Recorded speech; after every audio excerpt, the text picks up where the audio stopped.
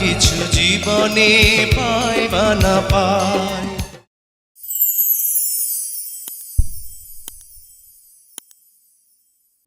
সালমান শাহ ও শাবনূর 90 দশকের ঢালিউডের সেই স্বপ্নময় জুটি, কিছু জীবনে পায় বা না পায়, যাদের নাম একসঙ্গে উচ্চারিত হলে আজও হৃদয়ে দোলা দেয় অসংখ্য ভক্তের। তাদের পর্দার রসায়ন যেমন ছিল বিদ্যুৎ চমকের মতো, তেমনি বাস্তবেও একে অপরের প্রতি ছিল গভীর শ্রদ্ধা ও বন্ধুত্ব।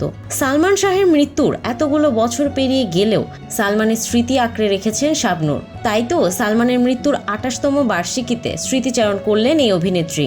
নিজের ফেসবুকে সালমান শাহ ও তার একটি ছবি দিয়ে পোস্ট করেছেন নায়িকা। ক্যাপশনে লিখেছেন, ক্ষণজন্মা নায়ক তুমি, তোমার শূন্যতায় আজও ভুগছে ঢালিউড, তুমি ছিলে প্রজন্মের সেরা, যেখানেই থাকো ভালো থেকো। মন মানে না সিনেমার শুটিং অর্ধেক করেই অকালে চলে গেলেন সালমান শাহ। সেই সিনেমাটির অসমাপ্ত কাজ শেষ করেছিলেন রিয়াজ, কিন্তু সালমানের সেই নিখুঁত আর আবেগঘন অভিনয় কোনো অভিনেতাই ফুটিয়ে তুলতে পারেননি। আমার মতন একজন ভালো বন্ধু সারা জীবনেও পাবে কিনা।